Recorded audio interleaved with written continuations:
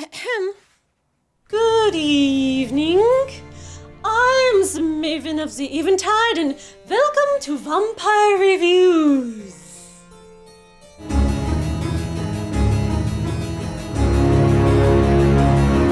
So I just started reading this book series at the recommendation of one of my fabulous Patreon patrons, and it's got its teeth in me. The Kitty Norville series by Carrie Vaughn debuted with Kitty and the Midnight Hour in 2005 and ran for 10 years. And they are werewolf books.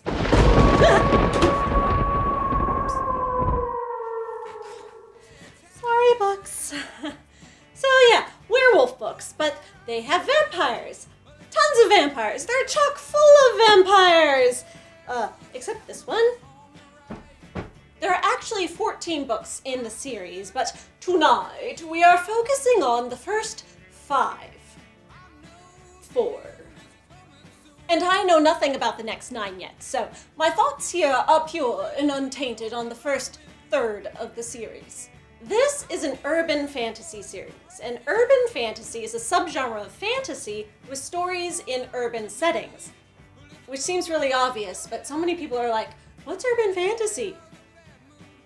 If it takes place in a city with fantastical stuff and the real world going on around it, that's urban fantasy. Often featuring strong independent women trying too hard in black leather halter tops on the covers. Usually they're contemporary, but sometimes futuristic, sometimes slightly historical, but not too historical, otherwise that's just fantasy. This series starts in present-day Denver, and like many urban fantasies, is full of all kinds of supernatural creatures living among normal human society. Because if werewolves and vampires exist, then why not fairies? Why not psychics? Other were-animals? Witches? Skinwalkers? Magicians? Lovecraftian horror dimensions? The more the merrier! This is when a monster mash becomes a supernatural kitchen sink. Though of course, as always, tonight we are going to focus on the vampires. Because this is a vampire review. We talk about vampires. But first, some background info. Kitty is a werewolf named Kitty. Haha, yeah, nobody ever makes jokes about that. She's a late-night radio DJ who accidentally turns her time slot into a talk show about the supernatural creatures that exist in the world, where she takes calls from people who either are supernatural or have opinions on them. Halfway through the first book, she gets outed as a werewolf, and her show becomes a national sensation. It instigates a government probe into lycanthropes and vampires, and Kitty becomes the unwilling public face of supernatural Americans going forward. The 5 books I've read so far follow her personal journey dealing with the responsibilities and trials that come with her fame, while she tries to balance her private life as a werewolf and figure out who she wants to be just as a human. There are a lot of similarities between this series and Charlaine Harris's Sookie Stackhouse series, which premiered 4 years earlier. You know, the one True Blood's based on? But Harris gave these books glowing blurbs, so no urban fantasy rivalry here. And I love the Sookie Stackhouse books, especially as their primary focus is on the vampires, and we'll definitely talk about that series and its HBO adaptation another night. But believe it or not, I'm actually enjoying the Kitty series more. I know, even despite the werewolves. Both series got their start before Twilight was a thing, but really blew up afterwards thanks to the boost Twilight gave the vampire genre. Lucky timing. The reason I like the Kitty books better so far is that they're so about her, so intimately focused and personal on her emotional journey and character growth. The Southern Vampire Mysteries are just that, mystery novels. Sookie has character development and agency, of course, but for the most part she's solving mysteries that aren't about her. She's stopping serial killers or supernatural threats that would have existed regardless of her involvement. And when she doesn't have a bigger external plot to solve, the books can get dull. This is true for a lot of urban fantasy series. Most of what happens in Kitty's stories are a direct result of her actions, not about her being in the wrong place at the wrong time or fighting a monster of the week. Her radio show changes the world, and the fallout from that has far-reaching effects that keep coming back to her. And then each bigger threat she faces ties in so well thematically with how she's growing as a person and what she's deciding she wants her own life to be like. Even when she's swept up in other people's drama, which does happen, especially with the vampires, she's involved because of how her radio show changed the vampires' world as well. She's integral to all of it. This is how you write an engaging series. And these books are short, too. I read each of them in a day, so give me 9 more days and I'll let you know how well it keeps up the steam.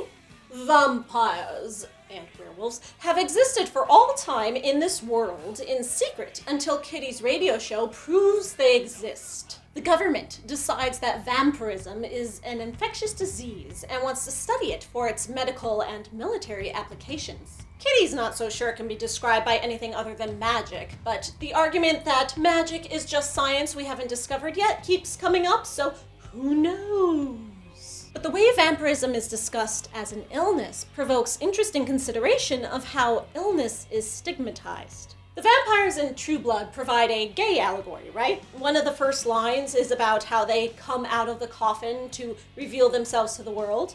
Get it? Coming out of the coffin, coming out of the closet. But being gay is not the only thing a person can be closeted about. Ableism can be as damaging as homophobia, and with societal stigma against mental illness and invisible illnesses especially, we definitely need more stories taking it on. Most people in Kitty's world can't tell vampires apart from humans, and vampires don't want to admit their true nature because they're afraid of persecution. Now, being a vampire is pretty awesome, if I do say so myself. And a lot of people in Kitty's world seem to think so too. They want to become one. And Kitty tries to impart how the cost is so not worth the supposed benefits. This reminds me of the romanticizing of mentally ill artists. People who think you have to be sick or depressed to be a true genius, when in reality, it's when sick artists work towards health that they're at their best. But it's not easy for Kitty to disillusion the public because we've got some pretty stereotypical vampires here. Stereotypically awesome, but pretty cliche. Everything's told from Kitty's point of view, so they might not be as ubiquitous as she describes, but with only a couple exceptions so far, all vampires are glamorous snobs who think they're so above puny mortals. The image she conjures is vast halls of pouty Eurotrash. She tells us over and over again how blasé they are, smarmy, too cool to show emotion, so obsessed with their image and theatrics. So much so that she's shocked when she realizes that one of them actually feels genuine love, but she considers this the exception, not the rule. She actually says she thought vampires were beyond love, like love some kind of weakness. Well, Kitty later learns what real love is too, and the strength that comes with it. But you see, there's a reason vampires are always so sophisticated and elegant and stylish. It's because they've had decades, sometimes centuries, to cultivate and perfect their image. And even though they were all humans once with individual personalities and styles, of course they all developed the exact same vampire aesthetic. But they have to be sexy, because that's how they lure their prey. They don't have to kill humans to get the blood they need, and if they seduce them, they can either get very willing donors or ones that are too enraptured by the sex appeal to realize they're bleeding at all. But then it's explained that they have these super hypnotic powers and they can make a human do anything they want and not remember it at all, so all of the sexy image stuff is really not even necessary. But what makes these admittedly cliche vampires interesting is how they fit in the world, their web of internal politics, and how that all ties into Kitty's personal journey. Generally, these vampires organize themselves into families. One master vampire rules over all the vampires in any given location, and they function very much like a werewolf pack. When Kitty's show outs vampires, the master vampire of Denver takes a special interest in her, which sparks a whole string of dramatic events. One of her vampire friends tells her that what vampires are afraid of is losing control. Vampires are about control, he says. Power. What kind and who controls it.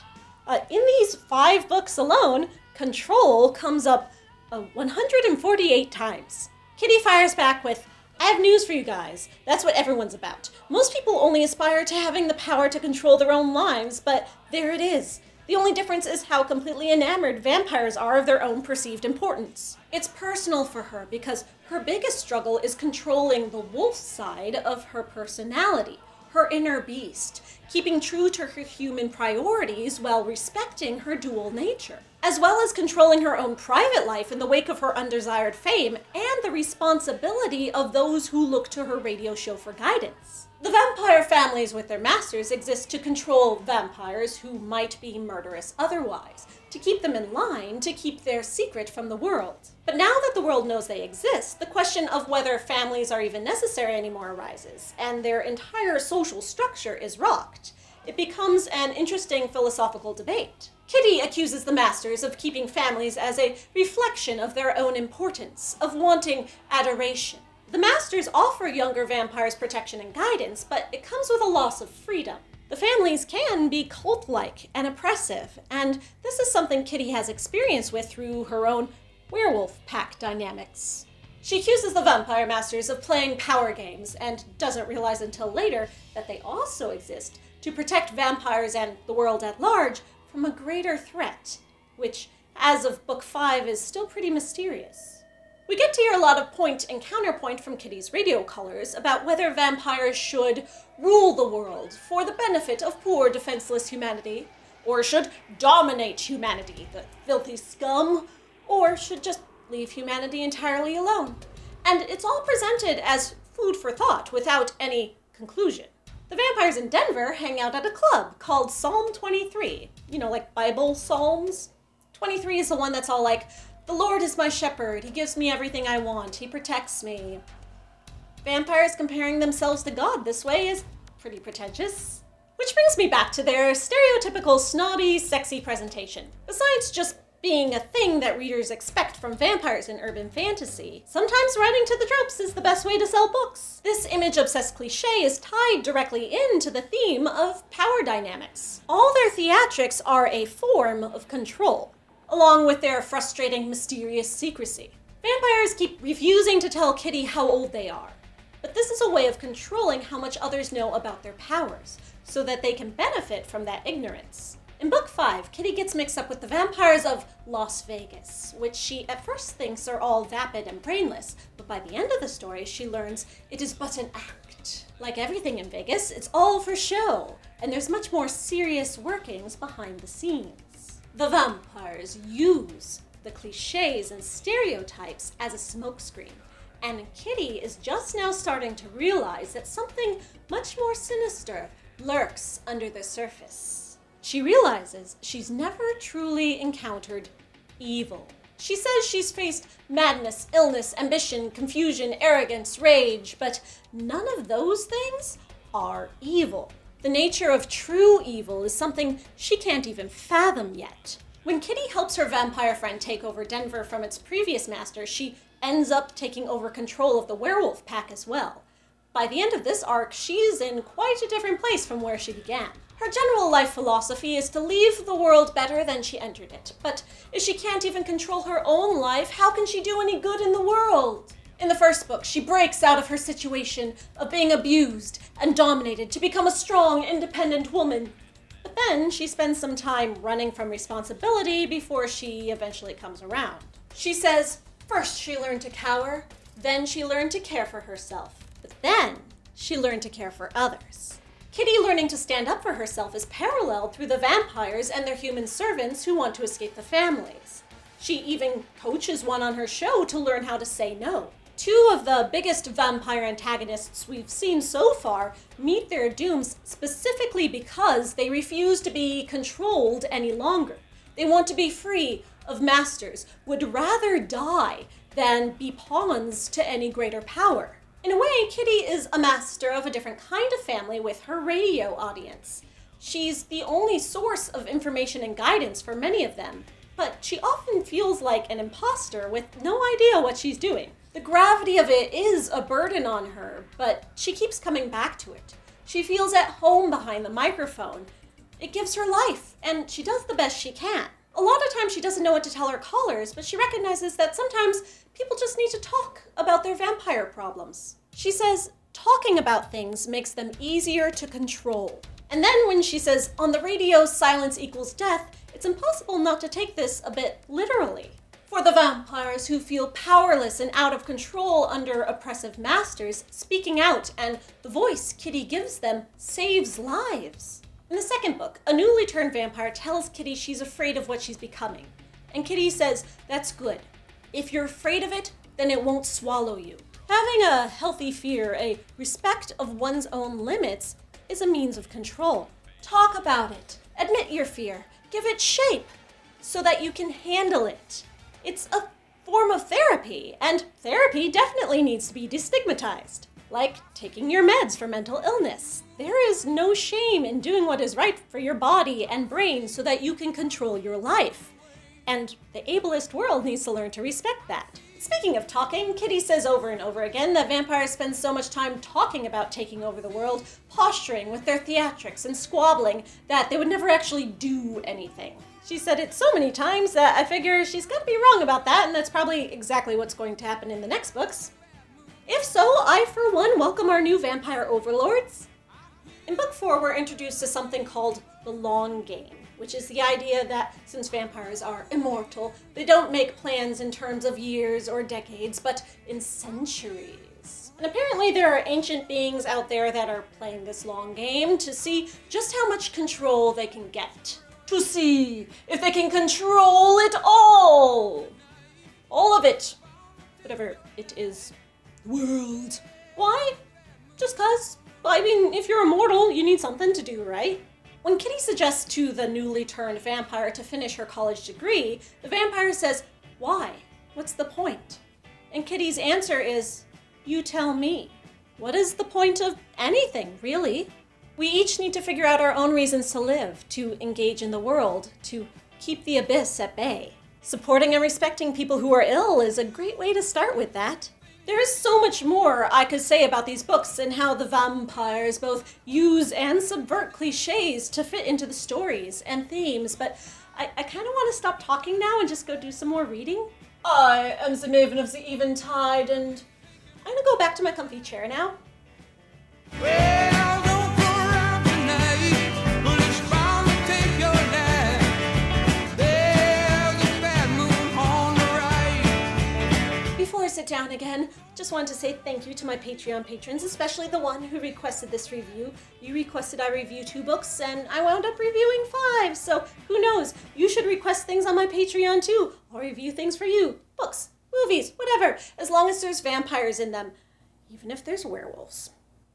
Thank you so much for watching. Please subscribe to my channel and make sure you click the alert bell when you subscribe so that you actually get my updates. 'Cause YouTube, I love you.